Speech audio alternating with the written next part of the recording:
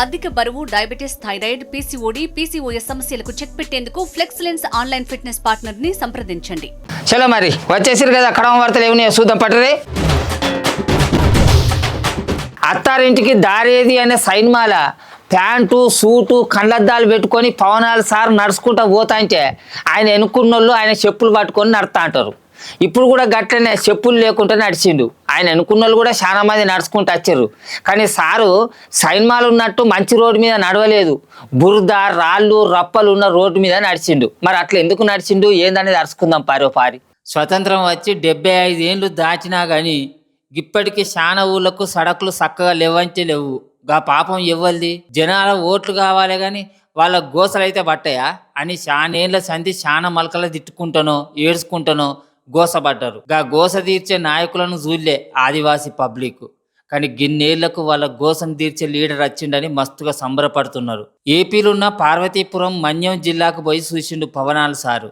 గిరిజన ఊళ్ళకు ఖచ్చితంగా రోడ్లు వేయాల్సిందే అని ఆఫీసర్లకు ఆర్డర్ వేసిండు చిన్న సీఎం పవనాలు సారు. రోడ్లు లేకుండా డోలీలు మోసుకుంటూ అవస్థలు పడద్దు ఈ పబ్లిక్ అని ఏపీ రాష్ట్రాన్ని డోలీ లేని రాష్ట్రంగా చేద్దామని కంకణం కట్టుకున్నట్టున్నాడు పంచాయతీరాజ్ శాఖ మంత్రిగా ఉన్న చిన్న సీఎం పవనాలు సారు. ఇన్ని సంవత్సరాలైనా 70 సంవత్సరాలైనా ఇంకా డోలీలతోటి ఇబ్బందులు పడుతూ ఉన్నారు ప్రజలు.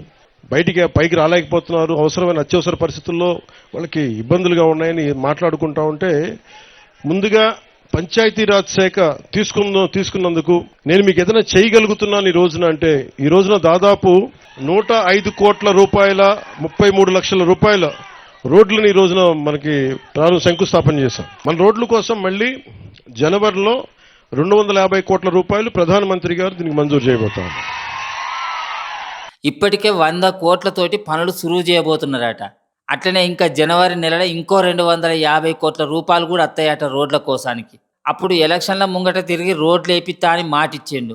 ఇప్పుడు అధికారంలోకి వచ్చినాక గా మాట నిలబెట్టుకుంటున్నాడు. గిసొంటి లీడర్లుంటే జనాలకు ఎసొంటి రంది ఉండదు పోరి.